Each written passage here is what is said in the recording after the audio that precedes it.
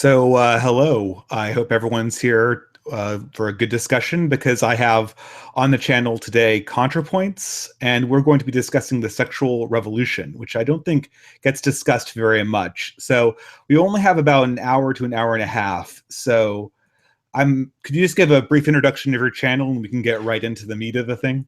Yes, hello. I run a channel called ContraPoints, which is a kind of progressive or so-called SJW channel on YouTube, which I basically started running about 9 months ago as a kind of way to push back against what I see as the prevailing, what I would call reactionary attitude on YouTube. And I also do, cross-dressing some entertainment aspects. So it's a little bit more eclectic than just a political channel, but the main thrust is a sort of leftist political channel. I have to say, I love your channel. It's super entertaining. Thank you. The second thing I want to say is, like, us Catholics, dude, we want the SJW thing back. I mean, you totally sniped that from us. Just saying. Wait, which thing? Social justice warrior. Social justice. Oh, yeah, it was the concept was invented by a Jesuit. Liberation theology. Yeah. Oh no, it's a separate concept for liberation theology. Yeah. Liberation theology is a 20th century concept. Social justice was a much broader term of applying Catholic concepts of justice to politics. It was much more of a 19th century term. I think it sort of came to fulfillment in liberation theology, but to my knowledge, liberation theology is a much more iffy theological proposition. But I apologize. Total digression. So we're here to discuss the sexual revolution.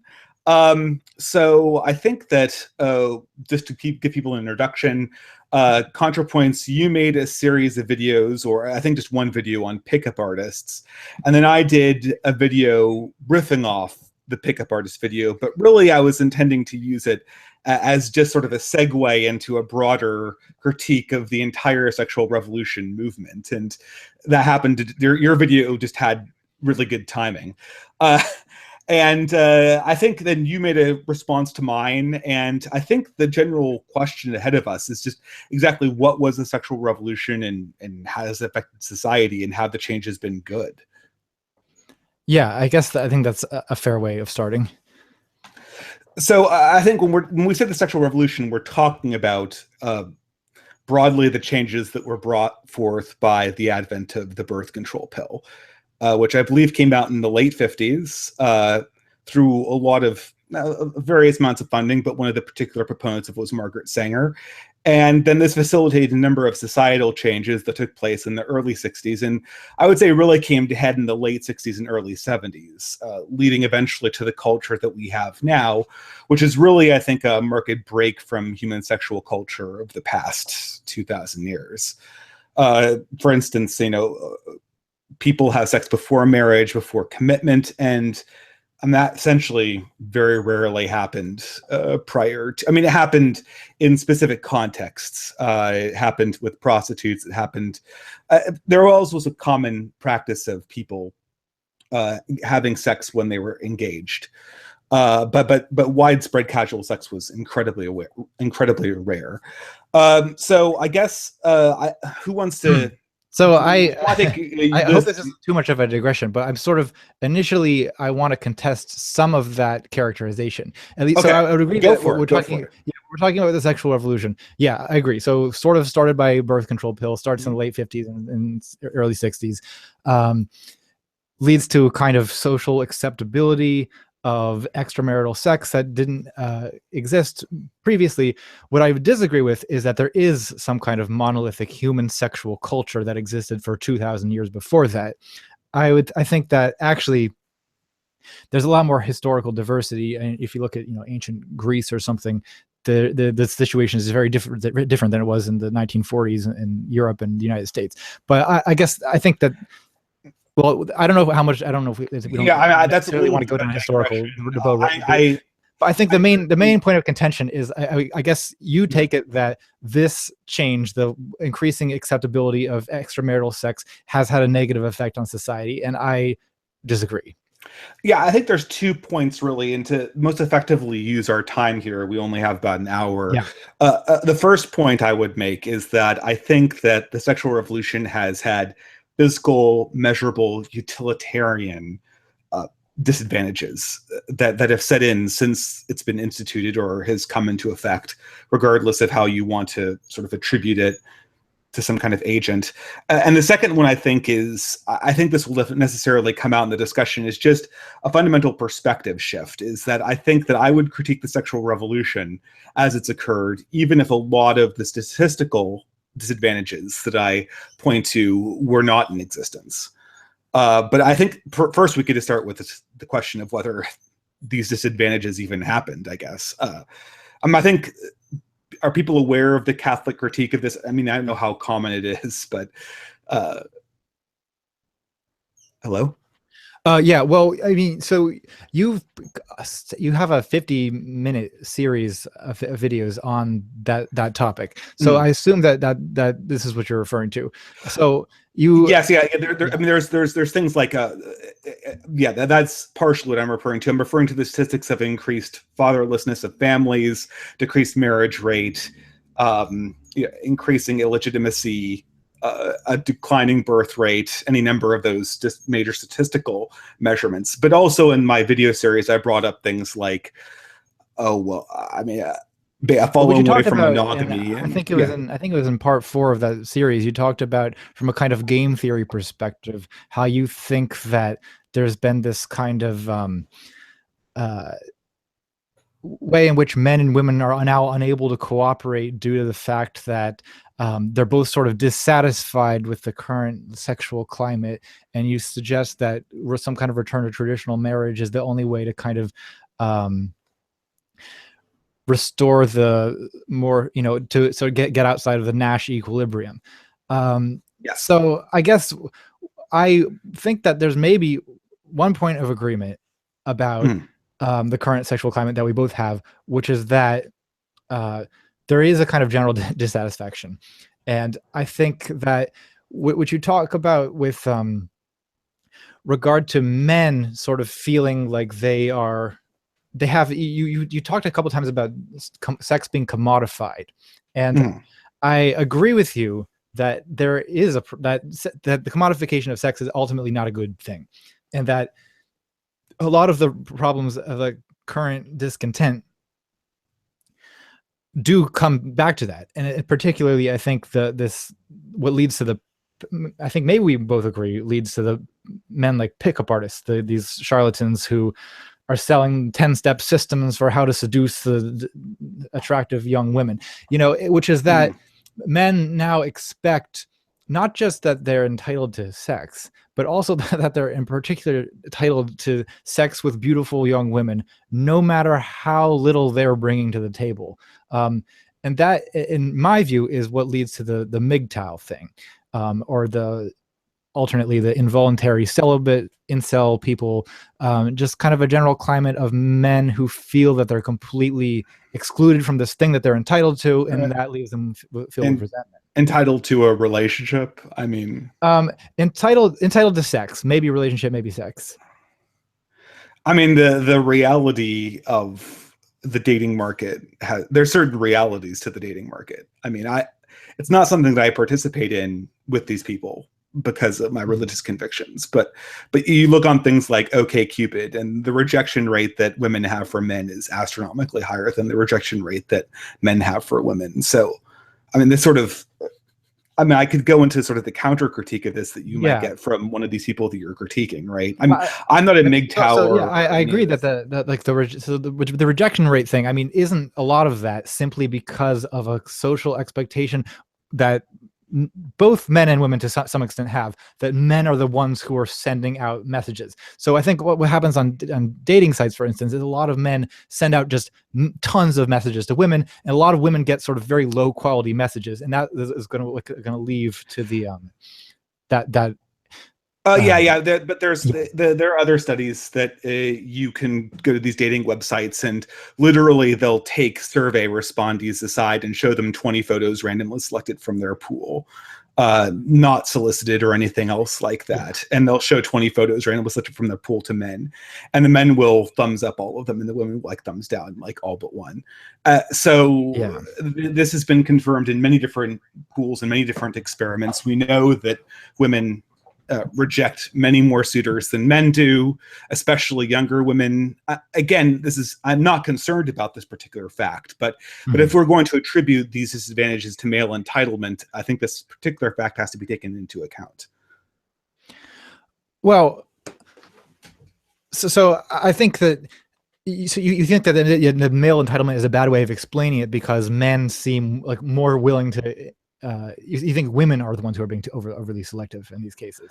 I don't think anybody is being overly selective. I think what we're seeing is a market force play out in an environment where a market side hurts both sides. Yeah. So could you say a little bit about what the hurt is? So what happens is that men, again, I'm using markets as a model to explain this, and I know no models are perfect. But what tends to happen in a dating market is that both men and women ultimately want to pair up with somebody who's roughly equal. But due to the fact that the market forces aren't equal, men and women have their market values peak at different times. So you have a lot of men who have very, very low market values early and late in their 20s. It starts peaking in their mid to late 30s, and women have a huge market value surge in their 20s, rapidly decreases after they hit 30. The market forces unleashed by the sexual revolution have created an environment where both sides are creating short-term good decisions that make it very, very difficult for both sides to actually match up in a permanent, lifelong relationship. That's a very stale way of putting it, but that's what I think is going on. So yeah, two ways. I guess two sort of objections I have to that. One is that I sort of don't, if the situation that you're presenting where you think that women's like value as this is to speak in a very like evolutionary way, which is not how I usually like to speak, but the women's like reproductive value or whatever peaks earlier than men's, and these create these problems. I mean, this, for one thing, if it's potentially a situation that is not really the problem with the sexual revolution. I mean, even if it was an issue of marriage, you had the same kind of thing going on in the 19th century, where it was normal, for probably even more normal than it is now, for much older men to be marrying much younger women. And the other is that there's part of what our disagreement is whether feminism has a credible claim to be the correct critique of the present situation. I'm not so sure. I never mentioned feminism in my video, at least. Yeah. I mean, I think I may have mentioned it in passing, I suppose. Because a lot of feminists also would critique the same, at least the expectation, the sort of circumstances that lead to people to think, to women to want or to need partners who are economically well set up and so on, and that lead men to expect youth and beauty even well beyond the age where they themselves are bringing any of that. I don't know what to say, though. I mean, I think we can be unhappy with the situation as much as we like. I think it's manifestly a reality of how people behave. When I say market forces and value, I'm not talking about an ethical value. I'm not talking about spiritual value. Yeah. I'm talking literally about like the Nash equilibrium, how because it's a very cold, sterile thing, but it's a reality.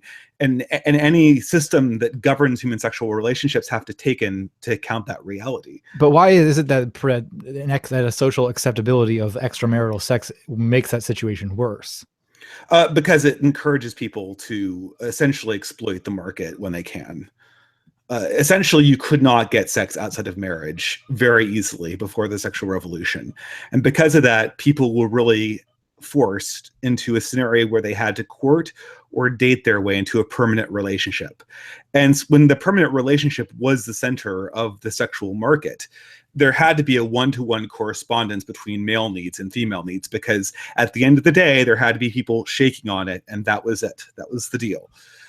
So essentially, as I described in my video, essentially it forced both male and female sexuality into that cooperation sector of the Nash equilibrium, where they independently would have made selfish decisions that would have, like the prisoner's dilemma, caused them to defect and betray each other.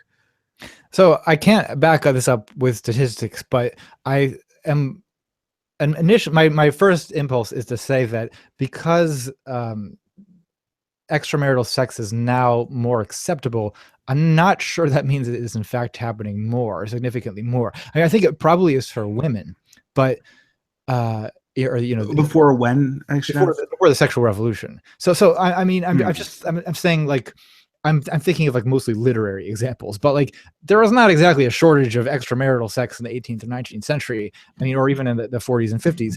I mean, it was going on. People were doing it. I don't know that it was that difficult. I mean, I think that birth control makes it easier, or makes the consequences are less. But I mean, how would that have been concealed though? An era before birth control, people are pretty clever. If women had like 4 or 5 or 6 sexual partners, like I think they would have gotten pregnant. I think undoubtedly. I think a lot of men were raising other people's babies for one thing. But I don't know if there's a lot of evidence for that. Well, I mean, I think that there's an established history of, like, at the very least, prostitution going on in the 18th century and the 19th century. Well, no, there are prostitutes. I agree. I mean, yeah, I think I agree that probably married women probably do have more extramarital sex than they did before birth control. Or I think you mean women in general, right? Yeah. Yes. Yeah. Prostitutes accepted, prostitutes accepted. Yeah, I've heard this argument before. To me, it seems unreal. If every single male population, I mean, the prostitution rates in 20th century I don't think they're significantly different than the ones in the 19th century. And if this had been a reality, you'd have had like whole cities of men going to, like, a handful of prostitutes. Their client lists would have been, out the door. There have been lines in front of them. So I think this is the big difference, is that I think that the sexual revolution actually changed demand patterns. You see this in divorce, you see this in abortion, you see this in birth control. The sexual revolution and the changes that were implemented didn't occur in a vacuum. They occurred, and they actually changed human behavior. They changed how people expected to get sex. But you view this as being damaging to our prospects for long-term relationships. Yeah, I think if you look at the statistics, again, I'm still in the statistical phase. I apologize for the sterile reply, but if you look at the statistics, like from Jonathan V. Last and other people who collect this, people start out in their careers wanting to get married and have families. Very few people have the number of children they want to have or get married at the rate that they would like to be getting married. So the systems we've created are manifestly bad at achieving those ends. And that's not even taking into consideration the problems we have with illegitimate children, of just abandoned children, which were much less of a problem before the sexual revolution. Yeah, well, I don't know enough about the statistics to say whether or not that there is, in fact, that increase. I mean, I actually don't know, for instance, what the current rate of marriage is. But I'll say that from my perspective, as someone who doesn't want to get married at all, or doesn't have that desire, and as someone who spends a lot of time in communities of people who aren't even heterosexual, one strong positive for me about this loosening up of norms has to do with the fact that people who traditionally had to basically live in secret can now live openly, which sure. So that to me is a major advantage. But also, I think that I mean, if people want to, so there's always going to be a subset of the population, probably even a majority, maybe, that wants to pair up and raise families. I think that I just sort of don't see why the acceptability of not doing that sort of creates a major problem for the people who do want to do that. You know what I mean? I think if the rate of people getting married has decreased, couldn't that possibly be explained by the fact that some people simply don't want to? Again, I go to the statistics. I mean, more people want to get married than are married. Very few people achieve the amount of children that they want to have, as Jonathan V. Last documented in his book. Now, I agree. You could argue that this might be just changing demand patterns. And there's some truth to that. Some caveats, though, is that we're doing a very bad job at getting the biological parents of children who are born to even raise their parents. So that's a huge advantage. That you can say, okay, well, maybe they don't want to raise those children, but when parents decide that they don't want to raise their own children, it's more than just a lifestyle choice for the parents. And that's something that you could argue, like, well, you may not want to get married, but there's what do you mean about parents not raising their children? You mean like is there like an excess of children being put up for adoption, or children being raised by one of their parents, usually the mother, raised by a single parent? Yeah. Yes. Well, so again, I'm a little bit reluctant to say that. I mean, it depends on which kinds of situations lead to single motherhood. I think that a critique of so I don't know. Do you critique the idea of a single parent family as sort of inherently defective? Inherently defective. I don't know if I'd put it that way. I mean, it's I'd say that the ideal is at least both biological parents raising the children as the primary caregivers. Yeah, that's the only sustainable model. I sort of don't see what the advantage that's conferred by the biological parents raising it. I know you seem to suggest in one of your videos that the alternative is like the state raising children in some kind of like Plato's Republic socialism nightmare scenario, which I don't think that that's a very widely popular model. Well, the alternative we're seeing now is just women raising them. Yeah. Oh, sorry. Say that again. So the alternative we're seeing right now is just women raising them. I don't think that is sustainable. I think people are going to complain about that because effectively only women are going to be raising children in the society if the trends in declining marriage and declining male participation in fatherhood persist as they have in the last 40 years. Do you think people are going to put up with that? Like, okay, I guess just women will raise children. Oh, I don't think women will put up with it. Then how is this going to work, right? Well, so I mean, what do you think is the? Do you think the issue is that it's just like men, like the flight of men, flight of fathers who don't want to commit to it because they don't have to, or? That's quite literally what is happening. I mean, I think you're trying to imply that this is a cliche, and indeed it is, but this is a cliche because it is statistically very often the case. And you think that you think the reason for this is that there's a social acceptability, because there's a social acceptability of men of sex outside. So I'm just trying to get my head around what. It's the cause that leads to this. So you think it's people having children outside of marriage? Well, I mean, there's that. Yeah, there's people having children outside of marriage. There's the increasing divorce rate, which I would also argue is a function of the sexual revolution as well. I think, it just looking at the numbers, it's very hard to argue that there's not a correlation there. Well, I think that there's an increased social acceptability of divorce, but I think that again, that's not necessarily the word. I mean, so. This I think comes from simply our just like individualistic idea about what the purpose of marriage is. And so people think that, in India or somewhere where they have like kind of arranged marriages, or where the purpose of marriage is conceived as a more communal situation. I think in some ways that is a more stable system, because if you view the marriage as your kind of like social duty to raise a family rather than as a thing that exists for the purpose of your own happiness, then you have less of a reason. That's a more of a long-term thing. But I think that conception of marriage is also kind of at odds with what most of us, by us, I guess I mean us in the individualistic West, what most of us think of, we don't like to think of our lives, or at least I don't. I think a lot of people don't like to think of the purpose of our lives as being our kind of like fulfilling duty to the social whole. So to me, I don't know if I'm saying that though. Yeah, but to me, like if people, I think there was a lot more adultery going on before the divorce rate was what it was, and I think that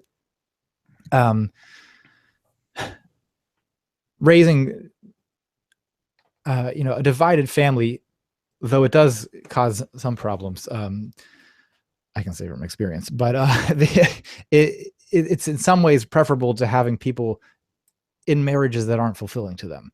You know what I mean? So I think that people live so long. Like, one of the reasons you're seeing such a high divorce rate is that people live so long now that, like, the idea of commitment to just lifelong monogamy is just an expectation that's a kind of a burden for people who aren't going to be able to sustain that the way you could if you were not living as long, if you were having, you know what I mean? I've heard this argument too, but I would argue, are lifespans actually gone up? I mean, the thing is, this is lifespans have definitely gone up. Yeah, they gone up because infant mortality has gone down, but people didn't die in their 30s, despite the fact that was like the average 100 years ago. You know, I mean, this is the deception is that not people didn't their 30s, but I know like some of the marriage increase now is due to like what's called a gray, some of the divorce increase. It has to do with what's called a gray divorce, or people like getting in their 50s or even like 60s getting divorced. Which to me is some of that is just like once the kids are out of the house, like you don't have them holding it together, and people find that it's just simply difficult over decades of a lifetime to sustain a relationship that's going to be primarily, you know, if you view what a relationship is that it's supposed to be primarily for your own individual happiness. You know, some people they do make that work over a lifetime, but it's not easy. So are we agreeing that if marriage is only about your own individual happiness, that they're inherently unstable? Is that a point of agreement that we have here? I think to some extent, yeah. I think that if marriage is only about your own individual happiness, or alternately, if it's only about romantic love, that's not really the firmest basis for raising a family. Well, then I guess my question is to return to the children. Yeah. So is the solution in our society just going to be like women are going to raise children? Well, I think that so I agree that that's like not an ideal solution. I think that in these cases of divorce, I mean, I think something else you see, like for instance, I mean, the men's rights movement, which is not you know, a group movement I agree with in general, but like a lot of their points have to do with the right to fatherhood. And so I think that a lot of men, I don't know, I think a lot of men do desire to be fathers. So I think that there can be fathers despite divorce, you know, with I would suspect that for some men, I expect for some men that would be a way to get men back into their children's lives. But I don't think that for a lot of these circumstances, it's going to maintain in the long run. I think there'll be a huge incentive for men to father children and abandon them, especially if that becomes more socially acceptable. I don't see that becoming acceptable. We have examples of communities where it is effectively. Well, such as what? Lower income African American communities in this country. Well, is that acceptable, or is it simply like an economic of bad like economic circumstances where people can't afford to raise kids? Or you know what I mean? You got something culturally has happened in these communities over the last 50 years. But don't you think that's related to economic circumstances of poverty? But the thing you're not seeing, Contra, though, is that these communities did not have the fatherlessness rate they did when they were in the 50s, and they were much poorer in the 50s. Yeah. Well, again, again, we have a comparison here that we can make, you know. But I think that people would prefer, I think that if you alleviated the circumstances of poverty, you would see that trend reverse. Well, I'm not so sure about that, because I don't think men generally have it. I don't think there's like some cultural drive that's leading men to like abandon their children. I think there's a biological one. You think there's a biological drive for men to abandon their children? I think that in a lot of species and in a lot of human societies, this is actually what happens: is that men father women with a variety of different women. The women raise the children, and then that's essentially how the species carries on. There's I mean, far from a religious person to bring up evolution, but there's evolutionary pressures that make that an advantageous. I'm thinking in very sterile. And maybe have a consistent desire to stray sexually from their long-term monogamous partners, but I don't know that they necessarily. I think that conflicts with another drive, a strong drive. I think that many men, possibly most men, I don't know, but have a strong paternal urge or paternal instinct. So I don't know. I don't know. I think that if you look at situations where men are not raising their children at all, it's because there's something else going on, such as this, simply like the economic inability to do it. Sure. I agree that men have a strong. We agree on that. Okay, we agree. But I say so. Let's take your theory. Your theory is that economics would fix it. So, what you would say that what happened to the Black community couldn't possibly happen to the white community. Oh, it could. I mean, I think if you look at, I don't know what the situation is actually in like Appalachia, where in some ways the current economic climate is as bad as it is in inner cities. But I'm guessing that you're going to find similar problems. Yeah, I know that was sort of a leading question. We've seen the effect that went on in the African American community creep into low income and lower middle class income white communities over the last 50 years. I know this guy's been in the news recently, but Charles Murray documented this extensively in his book Coming Apart. It's not even just a lower class phenomenon anymore. It's creeping up into the lower middle and middle class. This reality of fatherlessness. So, I mean, I see a distinct danger here, right? I think that we are entering a world where more and more children are just being raised by their mothers, who have very, very little help from their fathers. So I guess I just don't. You think that the reason that's so first of all, I would say that it's by no means is that the majority of children, right? Well, it's a majority of children in the African American community. I believe the percentage is about 72%. The percentage is creeping up in the white community, but these things aren't really homogenous in their rates, so it's anyone's guess to see how it will really proceed. Certainly, I think we've proven that whatever effects have occurred in the African American community, the white community is certainly not immune, and the middle class is certainly not immune. Mm-hmm. Yeah, I don't know. I mean, so I'll say that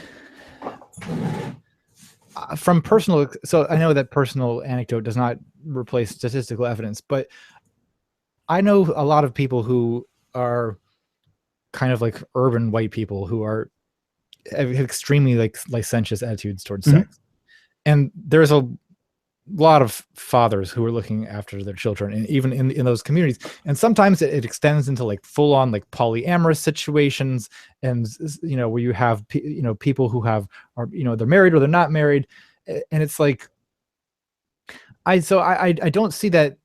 Just again, from speaking from personal experience, I don't see any correlation at all between people's sort of opening up sexuality beyond the traditional marital arrangement and a decrease in the desire to be a parent. I mean, and then you see the same thing with queer people who we have sort of we've left out of this discussion so far, but people who are not heterosexual, many of them desire to raise children, and they can and they do, and often in situations of partnership. So I don't know. It sort of seems like intuitively implausible to me that loosening sexual norms is going to cause people to just suddenly abandon the idea of having children.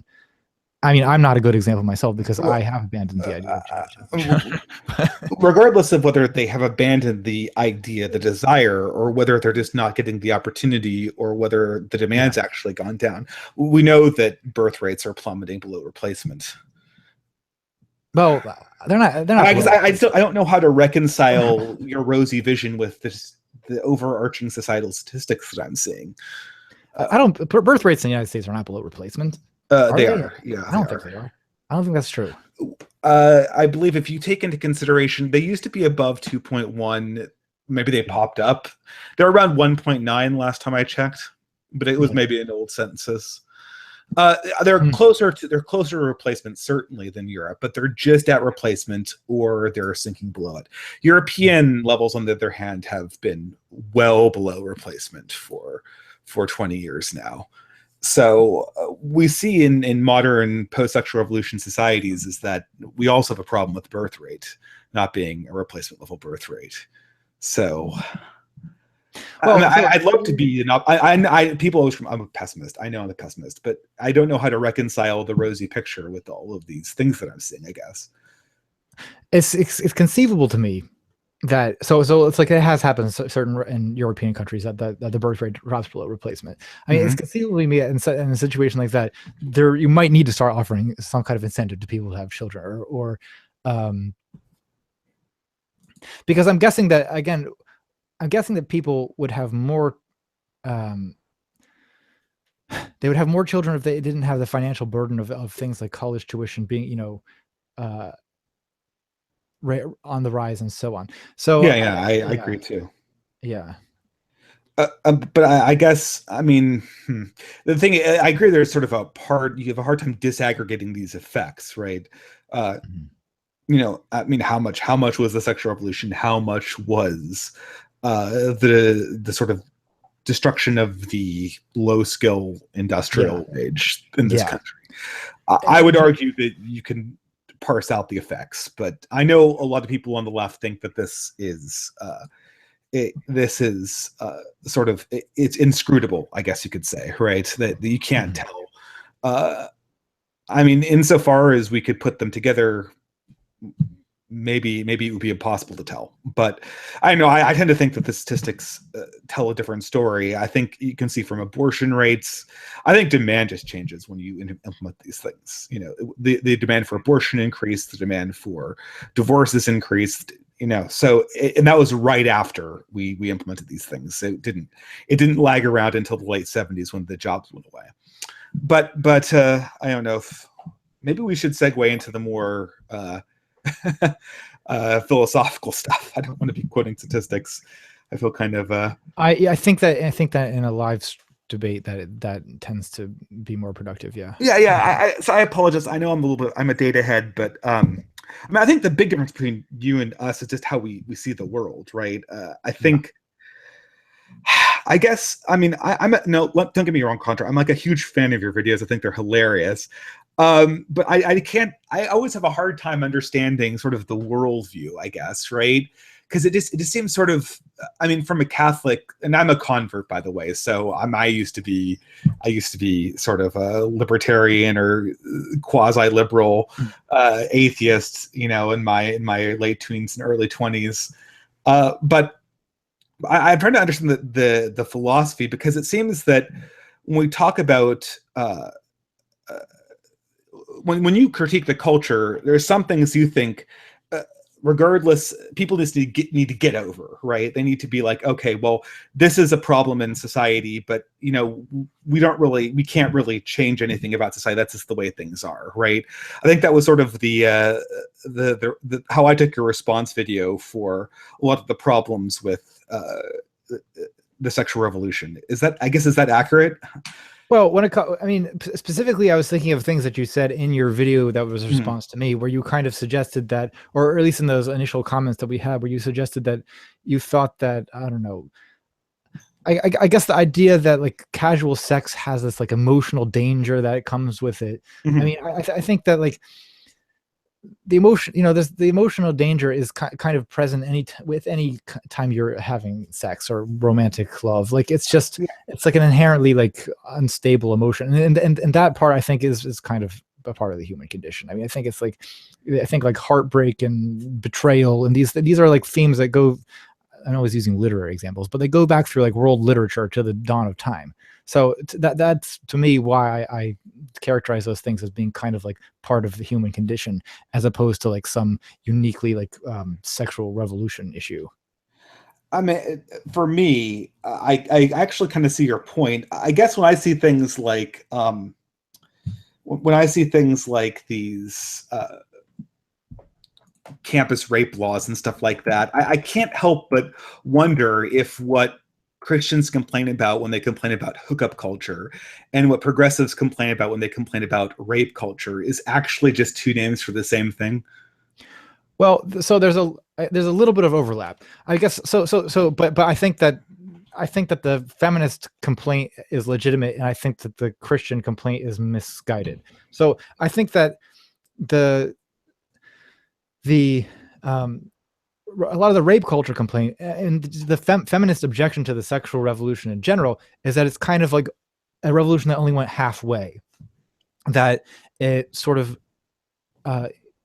liberated men and more than it liberated women in a sense, because that men are, there's sort of, from the feminist critique anyway, there's much more of a benefit to men to the culture of so what we could call hookup culture, the culture of I might agree with that. That's sex. not something that is offensive to me at all. Because you have the opportunities for men to sort of exploit women or to get away with rape or to coerce, you know, and so on. So what I think that the hookup culture thing, well, first of all, I think that the actually hookup culture is kind of is an exaggeration a lot of the time, and sometimes I think so. I'm sorry to go back to statistics, but I don't know if you've seen this, but if you look at like the number of people who like sexual partners that college students report themselves are actually having, it's actually significantly below what most people perceive is going on. So people think it's a discrete problem, right? Yeah, there's much more casual sex at least we perceive much more casual sex going on than is actually happening.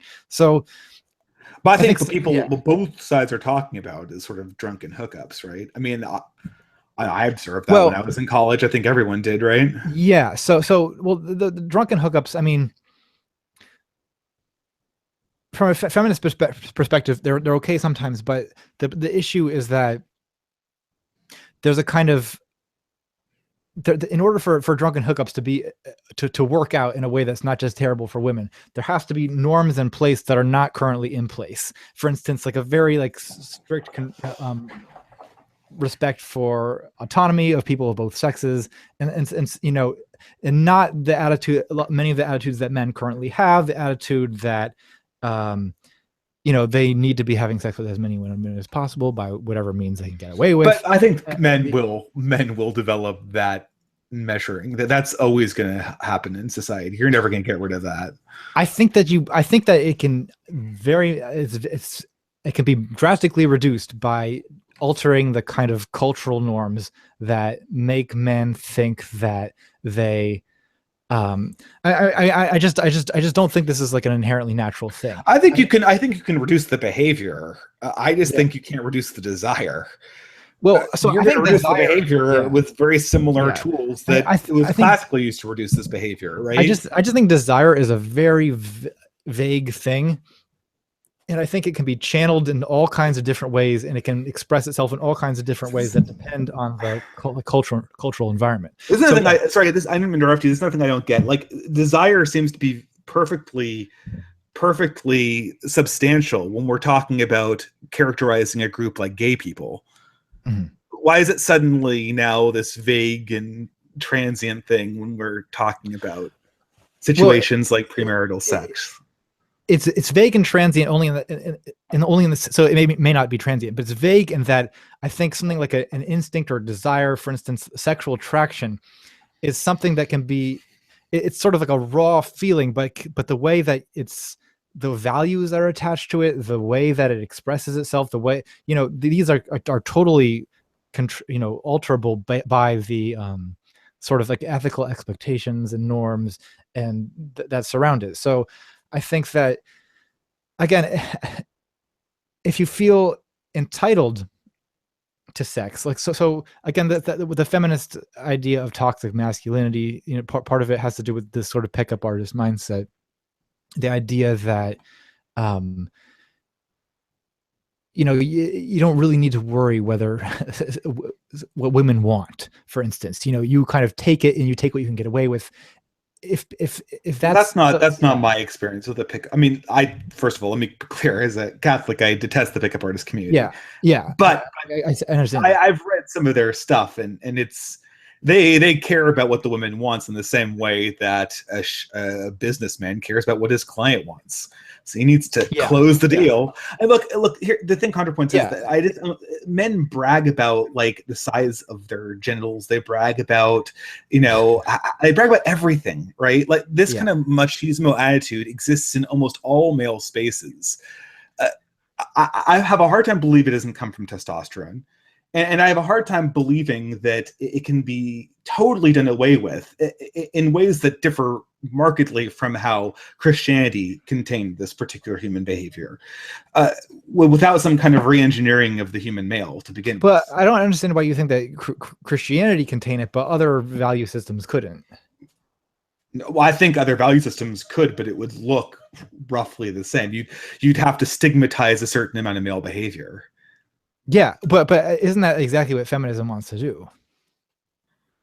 Well, I don't know, if you want to stigmatize male sexuality, go for it. I think you're going to have a lot of angry people on your hands. Not stigmatize male sexuality, but I mean, it's how is it like? I don't think it's inherent to male sexuality. For instance, I don't think that like the kind of boasting machismo or the kind of disrespect for women, I don't think that's a fundamental aspect of heterosexual male sexuality.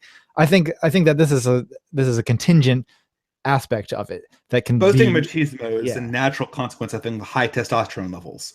Men have high testosterone levels. I don't know. I'm not convinced that it's as biological as that. Well, I mean, the thing is, the problem is the machismo. I mean, this is what I don't understand. I mean, if you have no problem with the actual hookup itself, I think it's damaging. So I understand why I'm against it.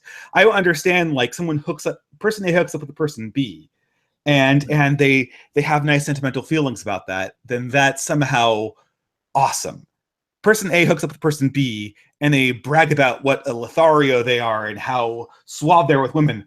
Oh my God, it's a catastrophe. I mean, so if you understand it from the Christian lens, it makes perfect sense, because the callousness and unfeelingness and lack of love is inherently a problem. But if you think casual hookups are fine to begin with, I don't understand. I just frankly, I don't understand at all. So it's not necessarily the bragging that's the problem. It's the attitude. It's the attitude towards women that is kind of.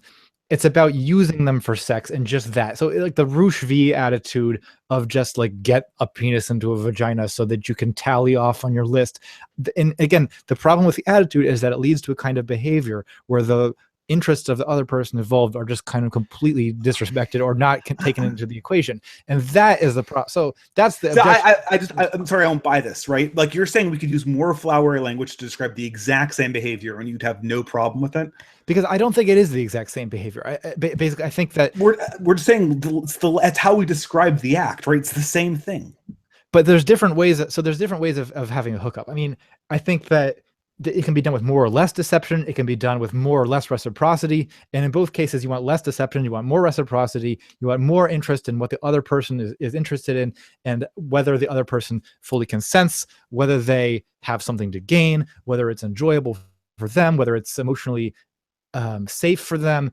And I think that the pickup artist mindset disregards all of those things, whereas a more healthy sexual mindset takes them seriously. I'm totally against the pickup artist culture, and I don't know. Yeah, I'm not suggesting that you are. I think the critique of the pickup artist has to, at some level, take into account the depravity of separating sex from love. If it doesn't, then what we're saying is that because this person is honest about what he's doing, he's a worse person than somebody who dresses up what he's doing with flowery language.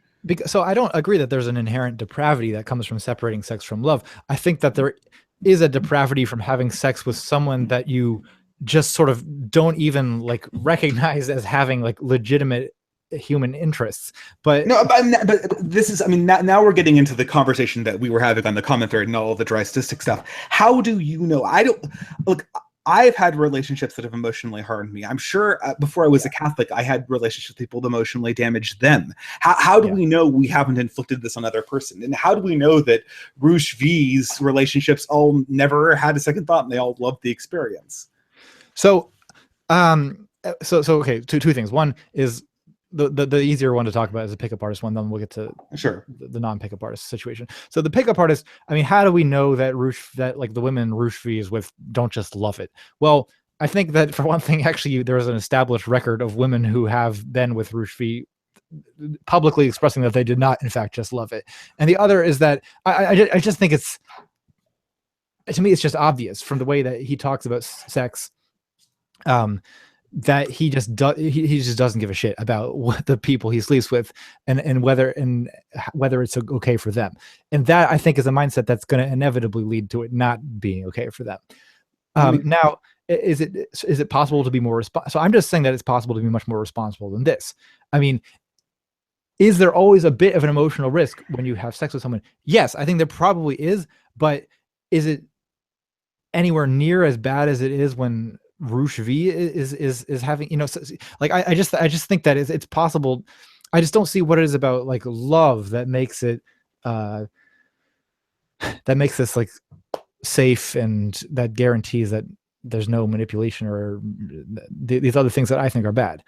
I mean, so to me, the difference between the Roosh V, the pickup artist, the shitty, awful pickup artist sex, and responsible casual sex has to do with a commitment to the well-being of both people involved on the part of both parties, that you want, you're worried about things like manipulation, exploitation, even more subtle things like just like this, the seducer, right, is maybe not even outright lying, but they're kind of they're sort of using the fact that someone may have more of an emotional involvement to kind of sexually take advantage of them. I think you can be against all of this without being in love with the person. It just means that. How could somebody not just bring the same critique against someone who had casual sex? Because once you bring the emotional involvement in this thing, the whole house of cards just falls apart. Because I think that so I think there's ways of having respect for another person that don't involve like deep emotional involvement, But like, what if they decide they want that deep emotional involvement? I mean, this is the thing. I mean, I've read these pickup artist books, and for the most part, they care a lot about getting the women to be super, super enthusiastic until the sexual act commences, right? Yeah. Yes. And then afterwards, they're like, okay, whatever, right? Which, for a Christian point of view, is totally deplorable. But the most fundamental thing with emotions is that if you're just like a casual person hooking up, you'll get the exact same behavior and the exact same callousness.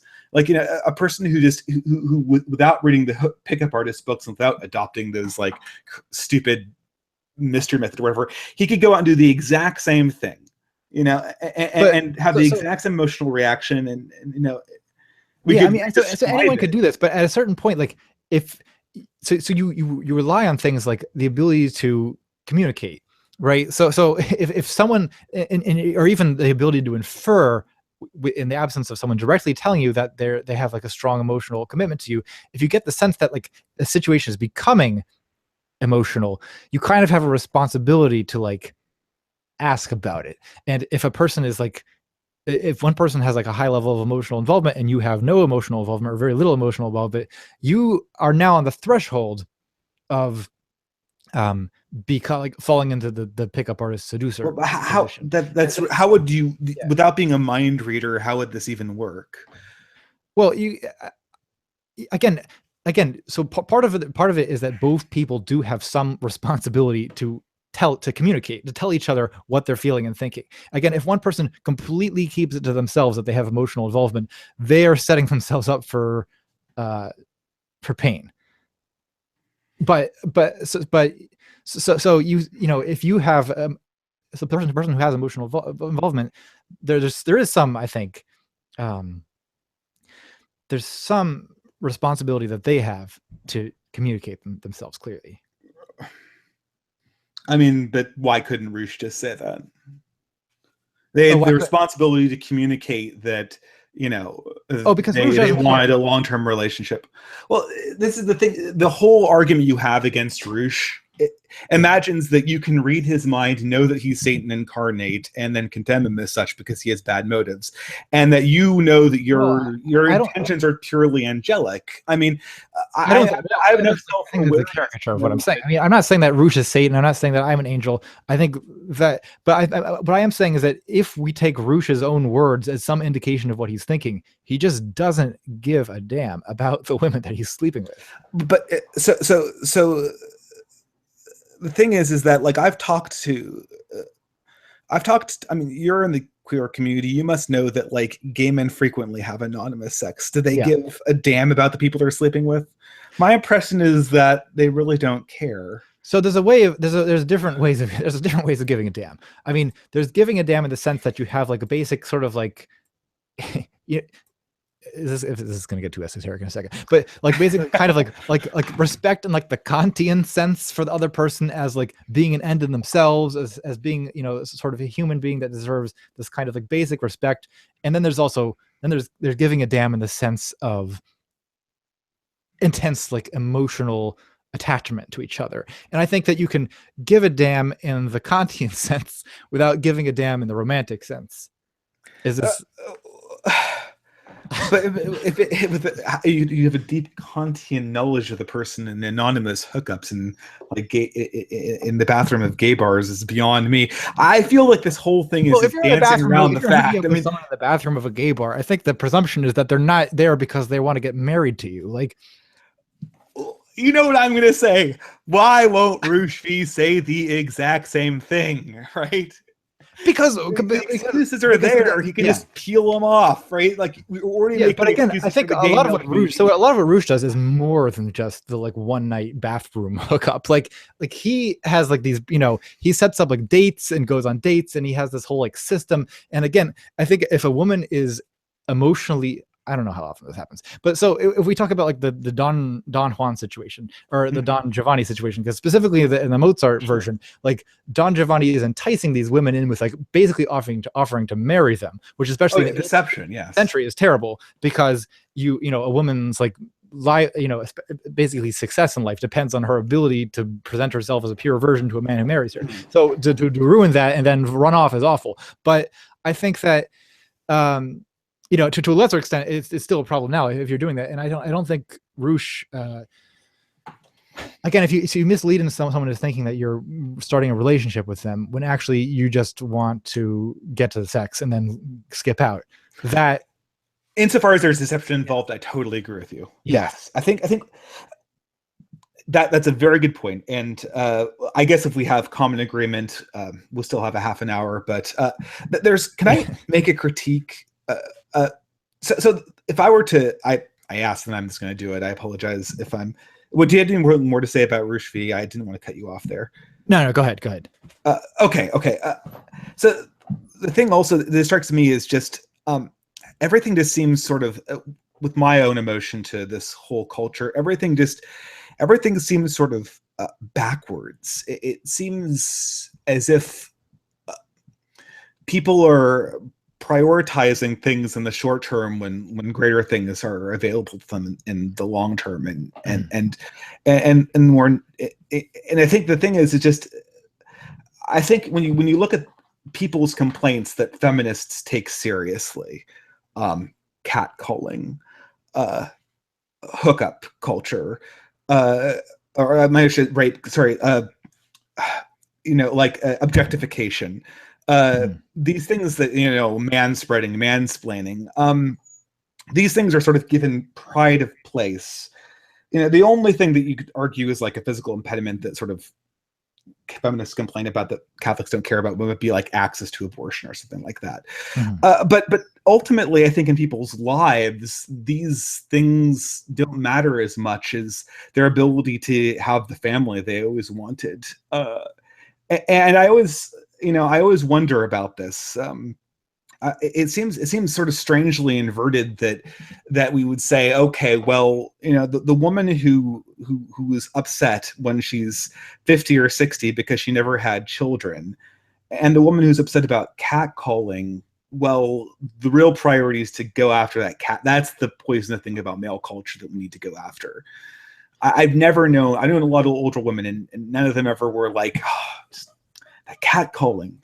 It's my greatest regret, not being able to confront that person. So it just seems like this incredible inversion of things in the mind of modern, when we come up with issues that feminists have with the sexual revolution, I guess. Well, some of this is just that a lot of the feminism that you see on the internet is like young women's feminism, right? And it's so it's, and catcalling is often, it's primarily a young women's problem. So Yes, certainly. Yeah, like 20-year-old women don't have the life experience where they're, well, why didn't a decent man marry me? Because they're not even close to the point of having that complaint. Mm-hmm. I don't know. But I think that, like, I do think that you're also maybe understating the severity of the. I have my eye on the comments. Some people are talking about, it's in fact it's a rape culture, not hookup culture, that women are complaining about. No. I corrected myself. I apologize. Yeah. I misspoke. Yeah. There. So that is a pretty serious problem. No. Rape culture is absolutely a serious problem. But I think in that regard, Catholics and feminists totally agree. Yeah, I think we just disagree about the causes, not about that it's a bad thing at all. Yeah. But I think that what differentiates, I mean, I don't know. I really, in some ways, I'm not the greatest person to talk to on this particular point, because I am so, like, distant from. A lot of the feminists that I know aren't interested in having a family. so I know you. This is feeding into yours. I'm giving you ammunition on this. I'm not going to. The population won't be replaced issue, but, like, there are lots of, like, let's find some feminists who have kids or who are raising kids and ask them about this stuff, or feminists who want kids. I don't know, because these women are definitely out there. Some of them are on YouTube. I find myself not coming up with an immediate answer, and I kind of want to know what that perspective is. I guess we all have to just sort of guess in this conversation, right? I mean, we should probably talk to some women. Well, I mean, I could just go to my Catholic community and find tons of women who are like, yes, Planned Parenthood is misogyny in person. Planned Parenthood is the leading misogynistic organization in the United States, or whatever. No, you can't. I mean, like, the thing is, it just, you can. A lot of progressives I know treat the situation like there's no such thing as pro-life women. But the statistics show that there's. I mean, well, I actually know a radical feminist. She's like a caricature of radical feminist, but she actually, this is a direct quotation from her. She says that birth control is the worst thing to happen to women in the 20th century. So that's about as far down the conservative Catholic hole as you can go. Yeah, I've heard that. I've heard that many times from women. But all I'm saying is that women aren't some kind of monolith that we can consult with this question. I mean, like, you have an opinion. No. I have an opinion. Everyone watching this understands that we can't get women's opinion on this. Yeah, that's what I'm suggesting. I'm just saying that, I don't know, if why isn't it a more typical feminist complaint that there aren't, like, any decent men to have a family with? Maybe that's just not the experience of feminists. Maybe there are more decent. I don't know. Maybe there are enough decent men. I mean, yeah, women complain about there not being a decent man. Why doesn't this complaint get figured into feminism more often? I'm not actually sure. Well, I think actually I was thinking more along the lines of women not having access to the family they wanted. Not having access to their fathers, not having access to potential husbands, not having the children they wanted. And I know a lot of people who have regrets about that. Matt, this is all personal anecdotes, so you can totally dismiss it, but it seems it seems strange to me, I guess. A lot of it does seem sort of like young women's feminism, if that's what you call it. I guess what's older, what's more mature feminism, right? It always seems very hard to find feminism seems to be an ideology that's always very hard to Iron Man. So it seems like everything you come across is always the princess is another castle. It always is. This isn't the real feminism. That feminism is somewhere else. So it's like, well, that's not what I'm saying. I'm not saying that young women's feminism isn't the real feminism. I mean, I don't know. I simply don't. I just think that I'm not a woman, and I don't know what. And so I don't necessarily have a perspective on, like, how important. This isn't a complaint I've heard very much from women. Is that, I can't find a decent man to marry. I'm, or at least not from feminist women. Well, do they? I mean, this is something that. Well, I guess, like, you can battle anecdotes, right? I mean, you can always battle anecdotes, and that's very difficult. I mean, I guess I'm part of the problem. I have no business being a father. No, I think I don't think anybody knows how to be a parent until they actually become a parent. Some of the best parents I've ever known were people who thought they would make terrible parents when they set out on the task. So, I guess since we're kind of finishing this up, I guess if I could try to state it, there's a lot of agreement between religious conservatives and feminists on a lot of these issues, especially when it pertains to creeps like Roosh V. I'm still trying to understand the extent of the critique, because it seems like you could just flower up Roosh and he might be acceptable. Well, I think that there seems like there's more agreement than there is, or there's sometimes really? There's an agreement in conclusion but it's a completely different set of like premises that have led to that conclusion. Well, okay, so what are the premises do you think lead to this? So for instance, to me, like to me, saying that like responsible hooking up is just a dressed up version of Roosh V is completely not the case, because to me, if you have a somewhat responsible attitude towards having casual sex, you have completely moved away from Roosh V. Well, okay, yeah. I mean, in the substantive, in the ethically substantive way. The thing is, I'm not super familiar with Roosh V, and insofar as there's not deception, I would agree with you that you have a good bright line there. Insofar as the hookups don't involve deception, it's a little harder to make me understand where the big bright line is. But at any rate, I guess. I mean, to me, when I look at the sexual revolution, I guess I lament sort of an attitude towards family formation that's a little bit more intergenerational. That the people have an eye towards meaning and long-term planning and intentionally pursuing that, and having sex be something that's sort of secondary to those larger goals, I guess. Yeah. And that's what sort of. I know that you're tongue-in-cheek and all this stuff, so don't take this too seriously, right? But when I watched your video response to me, I got triggered. Apologize. I got triggered by this whole how do you overcome that feeling of emptiness that happens after you masturbate by listening to Beethoven and Bach, and I'm because it kind of reminded me of this. I know I'm going on. This is very abstract, and I apologize. But you listen to people like Tolstoy and these people from the 19th century. I'm not coming to mind right now, but Tolstoy was certainly one of them, who believed that in order to truly understand the beauty everywhere in the world and to commune with God, one had to fast from sex and orgasm and all, and then you'd get the higher spirituality, and you'd find meaning.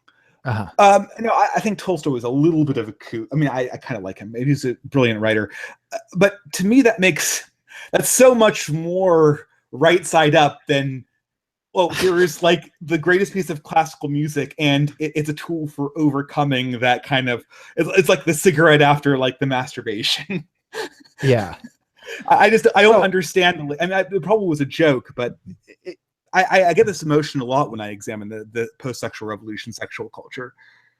It was the kind of a half serious joke. I mean, I think that the Tolstoy thing, that his attitude towards sex is I just don't agree that there's something spiritually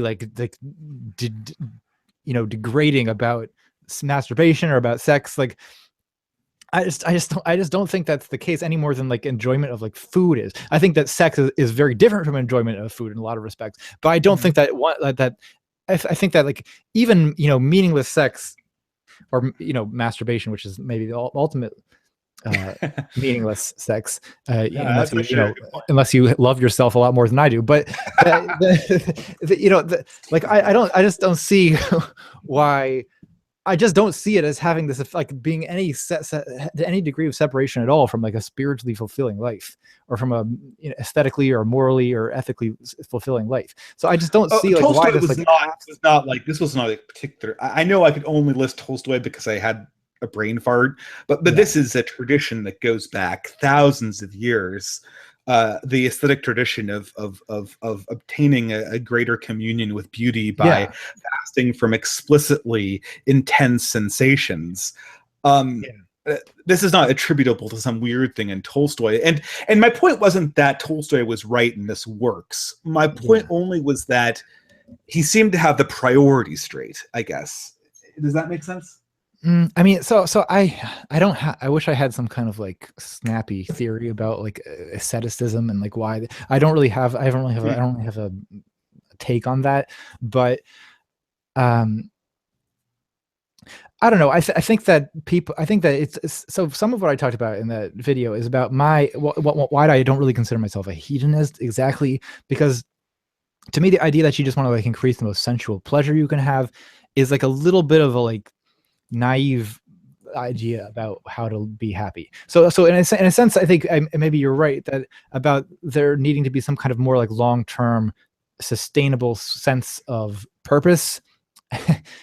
Because I think that like just like like I say in that video, like hedonism is only a good life philosophy for 3 to 4 hours at a time. Just because humans aren't hardwired to like have enduring sensual pleasure. It's kind of a thing that spikes and the peaks and then falls. So yeah, I think that that it's not just enough to pursue pleasure in life. And I think a life where pursuing casual sex was your primary goal would be unfulfilling. But I think that as long as if it's happening as a kind of like, as long as it's not something you're obsessed with or something that you think is going to make you happy in itself, those would be bad attitudes to have. But I think as long as you have a realistic perspective on it, I don't see the harm in it. We're sort of outside the realm when we're talking about statistics and stuff like where you can get measurable harms. We're just talking philosophically and spiritually. I guess what I'm pointing to is the fact that a lot of thinkers have seen that there is a danger in having sensual pleasures crowd out our desire for meaning. And to me, one of the fundamental things is always to sort of make first things come first. And meaning and spiritual transcendence are things that are much more important than the sort of raw. I guess hedonism might be a wrong word for it, because if you were a pure Epicurean, you just rephrase everything. But I guess the thing is, I guess it seems inverted to me, right?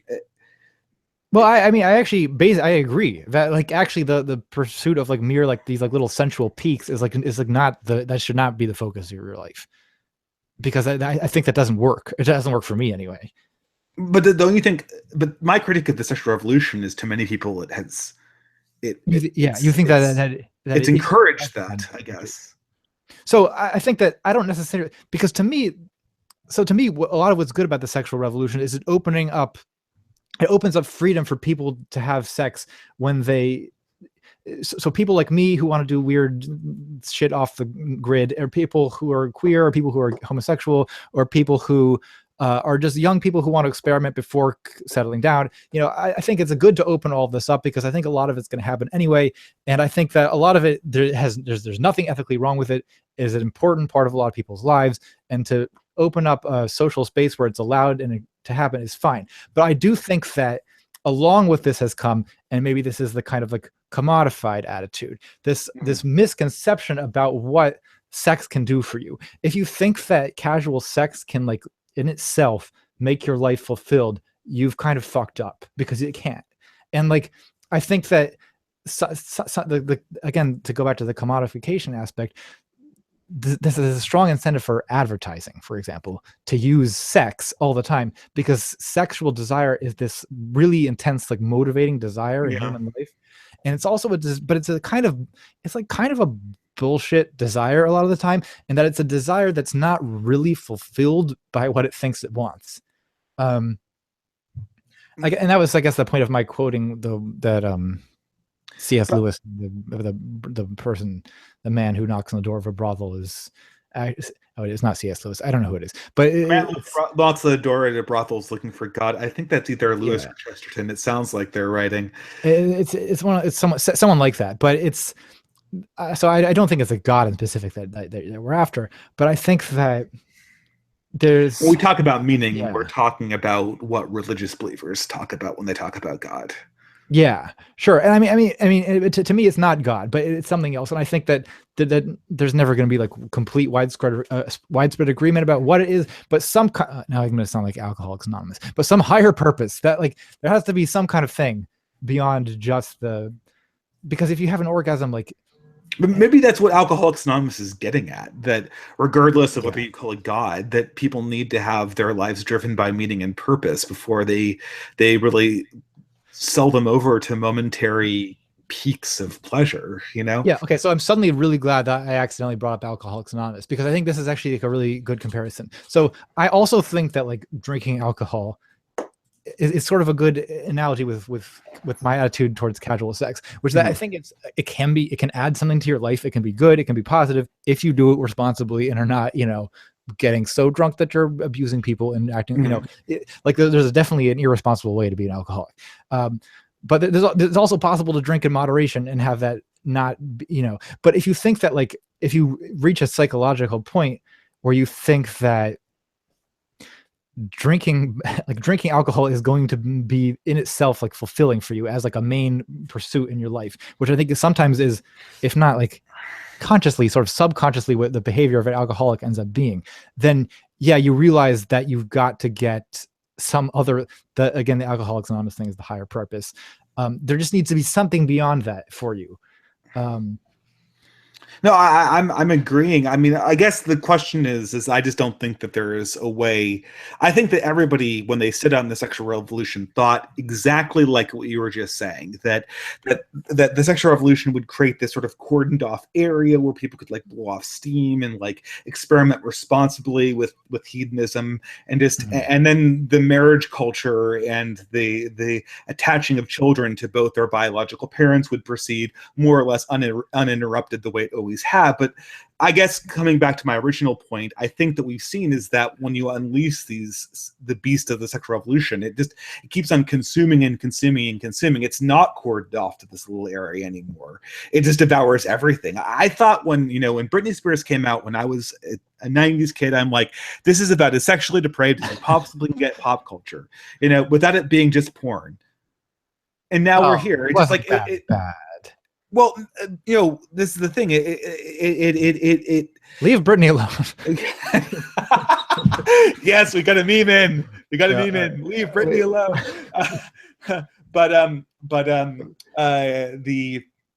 I guess it seems to me that like a lot of the predictions that the crazy Catholics are making in the 60s about what would happen when the sexual revolution happened, they've already happened. The prophecies have been fulfilled. Yeah, I mean, well, I don't know. So again, like I think that it's the kind of, to me, a lot of the worst of the current sexual situation has to do with this particular combination of sex and capitalism. I don't want to go like Marxist about this, but like, well, I guess I'm kind of going Marxist about it. I think we can agree on this, so go for it. Yeah, but it's particularly the way that sex is kind of exploited by entertainment and by advertising and by these industries that kind of that use sex in a very kind of like inhuman way, in a way that has nothing to do with the human happiness. And I think that like this is also the kind of engine driving the unrealistic expectations that people have about sex. So I think that sex in reality is never going to be as sexy as people think it is. You know what I mean? Like the sense that I get from a lot of men who are like really frustrated by what they think are their disappointing sex lives. It's a common feature of our world. Yeah, it seems to me that some of it comes from the idea that's pushed in like advertising and movies and things that suggest that like what a fulfilling sex life is to have like all these like beautiful young like perfect like hairless deodorized like 19-year-olds like add your sexual. I would say that pornography has encouraged that opinion. I think maybe pornography probably enters in the equation to some extent too. Especially the type of pornography that I think a lot of men consume.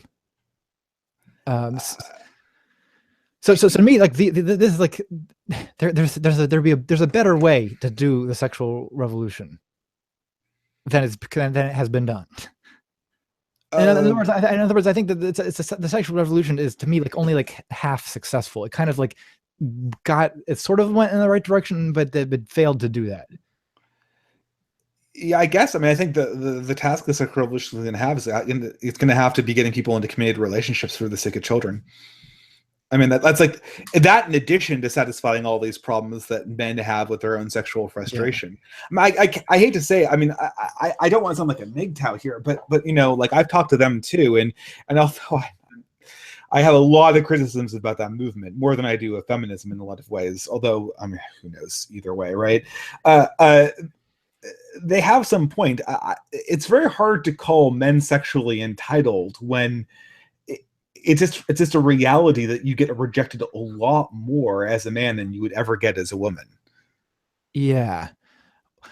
So again, I think that it depends which way we were talking about when we talk about rejection, because I think also some of this has to do with like a lot of men have like expectations about what the right way to initiate sexual contact is that set themselves up for failure. You know, like so I mean, this is maybe a little unfair to like, I don't know what MGTOW people think, but like if you think that these, so I've read like some like Reddits and things where men like really like involuntary celibate, which I think there's a lot of overlap with the MGTOW people. You read like what involuntary celibate men describe about their frustrations, and you just see these like crazily misguided attempts at like picking up women at shopping malls and things described, and then the obvious rejection that follows is like just to take an extreme offense to.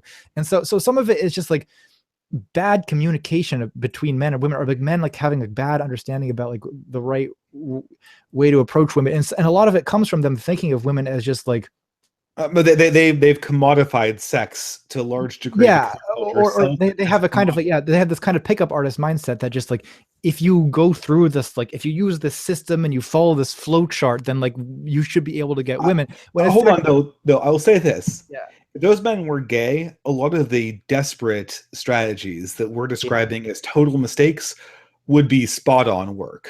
Would spot on work. So I think that on average, I think men are more willing to just kind of like, well, so it was just like, I want to go to the bar and get sex. Yeah. So speaking from like personal, right? Speaking from his personal experience, like men have a very different way of like, when people hit on me, like on YouTube, for instance, like, men and women do it very differently. Like when like men hit on me, they'll send like, they'll send me messages where it's just like, here's a list of the parts of your body that I'm attracted to. Here's a series of pictures of parts of my body. Would you like to meet to have sex? And it's like, it's very, in some ways it's almost refreshing because, you know, because if you're used to being around women are so like, they're so abstract and so like, you know, vague about things. And so there is a kind, you know, so I agree that like men tend to be much more direct, and that kind of thing does, it works.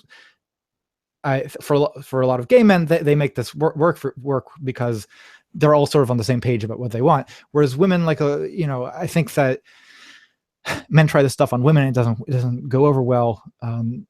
Women tend to take a lot longer to warm up to sex, but if men like thought that through, so what seems to be driving, it wouldn't have to play so much rejection.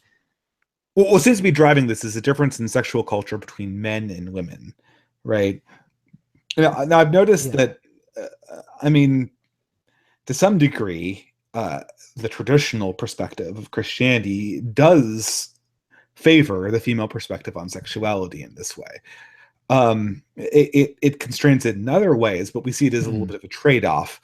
I mean, frankly, how do I agree and not agree with MGTOW? I guess what I'm seeing the MGTOW critique, if they were here, this is what I'll do it. They would say that what you're doing is essentially saying that, well, we have to play by women's rules because that's just the way it goes. and that even if we did play by those rules, it wouldn't necessarily work, right? So I mean, why am I doing this? Because now I have to defend it. Well, I would tell them that there's the attitude is that they have is just playing by women's rules. Like, they just have all the wrong attitudes in the first place. Like, again, what they should be doing is trying to form relationships with women, even if those relationships are somewhat casual. Like that the idea that they should be just following some kind of necessary like sequence of events, even if they think that sequence is calculated to appeal to what they think women want. We only have like a few more minutes left, but I mean, this is so interesting. Yeah. But the thing with me is that the problem with this is that, like, I see this philosophical angle of attack on this belief, but it forces me to like step out of my own body and assume a position that I don't actually hold to pursue it. Like, because I know what the MGTOWs would be saying to you right now. I'm tempted to come in and say it, but I'm afraid that if I say it, I'm going to misrepresent my own beliefs that says that this is wrong. But just to put my own 2 cents in very quickly, what they're going to say is, I want casual sex, and you're saying that I have to pursue a relationship to get casual sex, but women don't have to do that, and gay men don't have to do that. And furthermore, if I start forming a relationship just to get casual sex and then back out on it, you'll say that I'm being emotionally manipulative. Like Yeah. So I'm not exactly what they would say if they were here. Yeah, I'm not saying that they had to pursue a relationship. I'm just saying that, at least maybe like they should at least maybe pursue like female friendship. Like, I think that for casual sex. Well, I think that that it can lead to casual sex. This seems to be practicing the very deception that you were condemning in Rush V. Well, so I guess I think by I mean relationship or friendship in like a very limited sense. Like, at the very least, you should, you need to be able to like, also, it's not just enough to be bringing sex to the table. You also at least need to get along well enough to like have like a dinner or something. You know what I mean? Like, I think that doesn't necessarily get along well enough to have dinner. I'm sure Rusu would agree with that, but yeah, you seem to be implying that he would agree that like you need like the studied like facsimile of getting along well is the goal, right? Like the facsimile of getting along, but that's exactly what you're describing here. You're describing a relationship that exists only to facilitate casual sex. Because I don't think it should exist only for that. Like, I think ideally. So is there a path for straight men to get casual sex that is ethical? That's what I'm not seeing here. First of all, hello people, I'm Catholic. I don't believe that there is such thing as ethical sex, but like, let's say that there was. Yes. What's the contradiction that I'm seeing in you is that you're implying that there is a path for straight men to get ethical casual sex, but then you're describing a set of circumstances that really sound incredibly deceptive and sound not incredibly different from Rush V.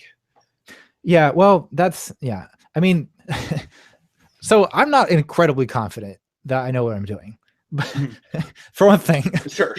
Maybe I don't. But also I just think that like at least it seems to be possible in some situations for men and women to form fairly casual sexual relationships that both of them end up finding fulfilling and don't regret. Like, it seems like that's at least a possible thing. Yeah. There seems to be more things that you can do to make that more or less likely to happen. Mm-hmm. That's what I'm thinking. I think that encouraging those things to happen and being aware of what they are is like a worthwhile goal. I think, so this is where I have to finish up here. I think I totally agree with that, right? Yeah. I think this is what's so funny, though, is that, in a lot of ways, feminists and the traditional, I'm not going to, Catholic Christian perspective, they agree on a lot of the same ends, but you're right that our premises are so radically different that it's almost like you're speaking a different language, and it's this weird. I mean, it's bizarre since I used to participate in this culture, but it's fascinating. Do you want to finish? Because I think we're sort of almost at a time here. Yeah, I think that we can probably wrap up. Okay, well, thank you so much. This is a fascinating conversation, ContraPoints. I hope I wasn't too aggressive, but no. Yeah, I I argue could. with Nazis. But we this is fine. It's another thing we have in common. Yeah. But at any rate, thank you so much. It was a fascinating conversation, and I hope sometime we can talk in the future, man. If you want to come on my channel anytime, I really appreciate having you on, and I know we both have stuff to get to, so I'll let you go now, okay? All right, yeah, thanks for having me on. And all right, cheers. Bye. Thanks. Good night.